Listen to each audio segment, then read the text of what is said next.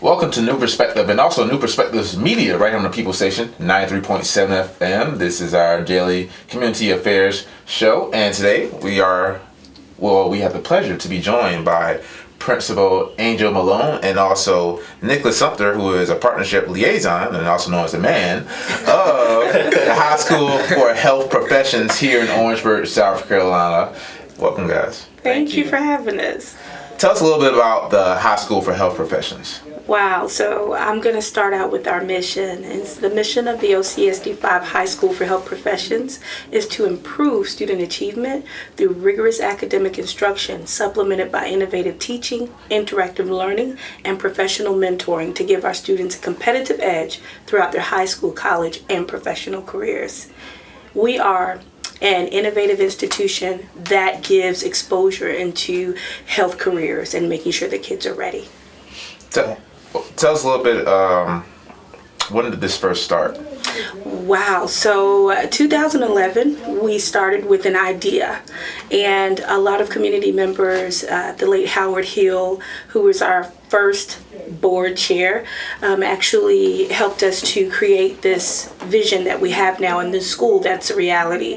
It started out with doing a work study in the area to see what were the jobs that were on demand for Orangeburg so that we could feed the pipeline here, but also be competitive on a global level. And the health professional careers is one that is of great demand. There are jobs being created that we haven't even thought of yet. And so our goal is to not only uplift the community through that type of education, but make sure that our kids are able to compete globally. Ms. Malone, recently reading in the newspaper, I saw that you are about to open up a brand new school. I know that is very exciting to actually open up a brand new school built from ground up. So could you tell us about the blueprint, the platform for the new school? Well, wow. We want a state-of-the-art school that is resemblance of a think tank. And so in our school, we will have a lot of scientific equipment. However, in addition to that, we want to make sure that it's just not a bunch of stuff. We want to make sure the kids are learning how to critically think. So in some of the classrooms, you'll see dry erase walls so that they're able to think aloud and collaboratively work together. There are a lot of collaborative spaces so they can learn to work together as a team. We were very fortunate to connect with a company that saw the vision that we had, and instead of doing it the traditional way that a school would with bond referendums possibly increasing taxes, we decided to go this route with finding an investor that could help us and see our vision and get us to where we need to be here.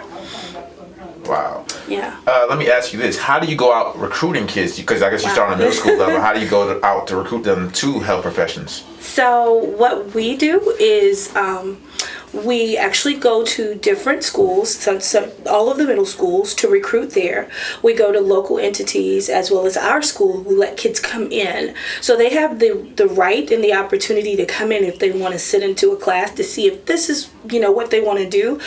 We've had kids to come and be a part of activities that we have, any of the volunteer opportunities that Nick sets up for us. Those kids can be a part so they can see whether or not this is our mission, fits what their belief is, and then they fill out a one-page application with us, and that's how we're able to get them in. I'm Paul Harris, alongside my co-host Dennis Brothers, and once again we have the pleasure to be joined by two members of the High School for Health Professions, Principal Angel Malone and also Nicholas Sumter, who is partnership liaison.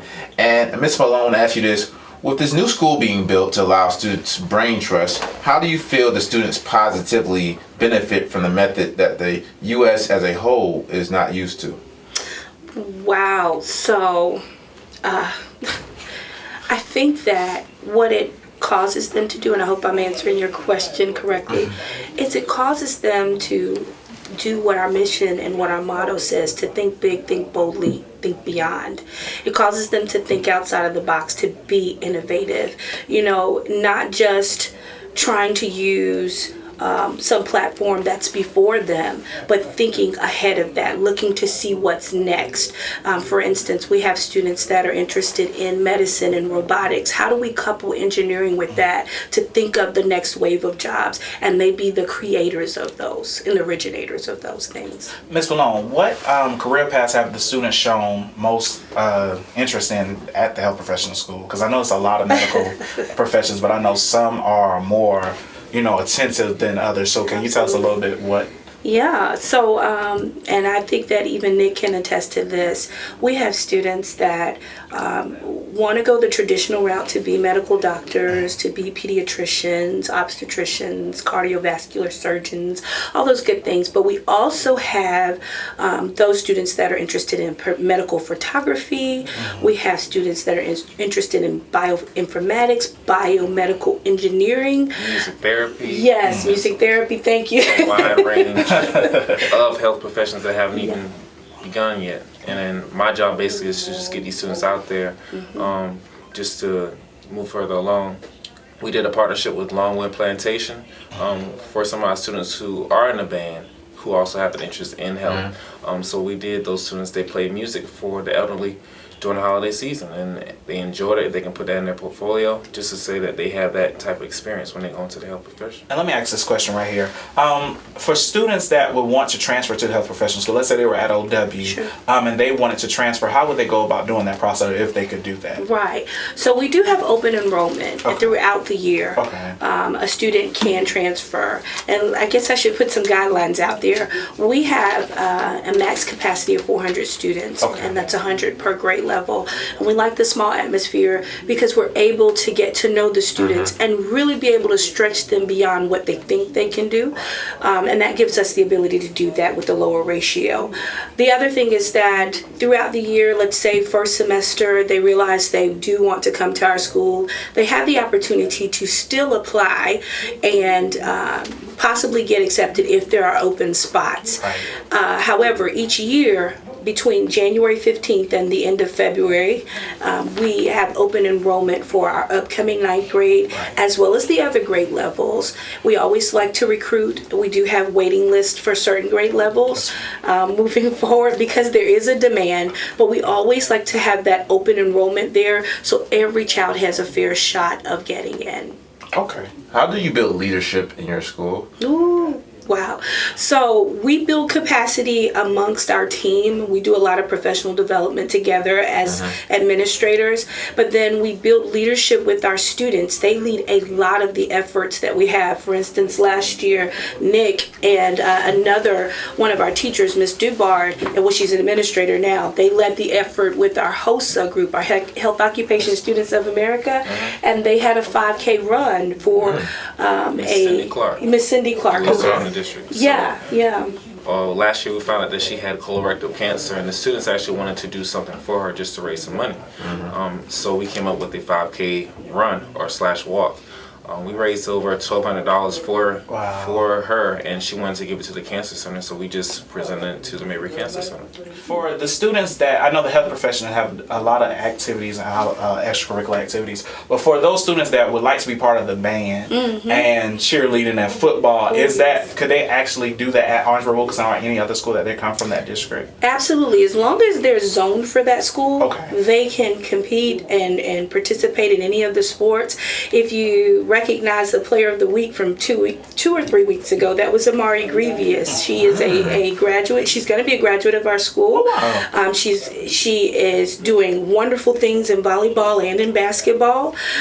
So we have kids that are active on all different sports in any type of extracurricular activity they want to be a part of if it's not offered at our school. So we have a lot of cheerleaders, even though we have our own competitive cheerleading squad as well, which is coached by Mr. Ron Scott, who's also the coach of South Carolina State's cheerleading squad. So we have a lot that we offer on site, but we also support our kids as they participate at locally zoned schools. We're going to wrap it up here shortly. We're with Principal Angel Malone and also Nicholas Sumter, a partnership liaison, and they're part of the High School for Health Professions. And Nicholas, I want to ask you this. How do you create a pro-interest atmosphere for potential students at your high school? That is a great question. For me, it's more so taking it back to when I was in grad school. So I went to Coastal Carolina for undergrad, and I went to Oklahoma for grad school. And I was probably one of the only minority males in my class in a big school. So I just want to make sure that I make a better opportunity for those students following after me. Just to make sure that they see my passion and my interest in that, and put that in my energy to make sure that they buy into their idea, to their dream. Ms. Malone, you recently had an open house at the high school recently.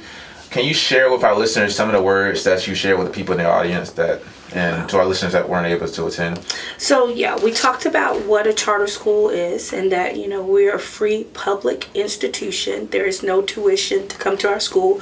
We are a 1-to-1 Apple school, meaning that all of our kids are equipped with Apple iPads, which they receive when they graduate as their own. Our teachers use the state-of-the-art technology to teach their classes. They have ownership in what they do. And I just want to say that what we like to do is to ensure that our students take ownership of their education. There are days that you can just walk down the hall and you have kids hunting teachers down to make sure they have what they need done. When we have professional development days, you have students at school trying to get work done on Saturdays. And to me, that says a lot about their passion when we ignite that passion within them by letting them see ours. For instance, on one side of the wall in our hallway are the pictures of our teachers and where they've gone to school and what they can do. And a personal story I always share with my kids is when I was in high school, I wasn't the best student, and I was told that I couldn't go to college. And a guidance counselor pulled me aside and she said, "Here's what's written on this side of the paper. Let me flip it over. What will you write now?" And that was the start for me. So it's very personal when we talk about our family atmosphere and igniting that passion in them. Some of our students did not know they could do what they're doing now until we were able to foster that with them. So we're excited about the product that's coming out of HSHP, and we're looking forward to what's going to happen next.